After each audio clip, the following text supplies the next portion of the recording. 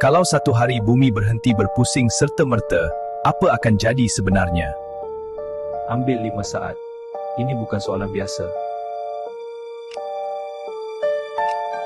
Sebab utama bumi tak berhenti berpusing adalah inersia. Dalam fizik, bila sesuatu objek dah bergerak, ia akan terus bergerak pada arah yang sama selagi tiada daya yang cukup kuat untuk hentikan dia. Masalahnya, dalam ruang angkasa hampir tak ada geseran, tak ada udara yang menahan, tak ada permukaan yang memberhentikan. Jadi putaran yang bermula sejak pembentukan bumi berbilion tahun lalu masih berterusan sampai sekarang. Kalau bumi berhenti secara tiba-tiba, permukaan bumi berhenti, tapi atmosfera masih bergerak pada kelajuan asal, lebih 1,600 km sejam. Angin akan menyapu hampir semua benda di darat. Air laut akan bergerak dan berkumpul semula mengikut graviti, dan perbezaan suhu antara siang dan malam akan jadi ekstrim, cukup untuk ubah keseluruhan sistem kehidupan. Jadi jawapan dia A dan B.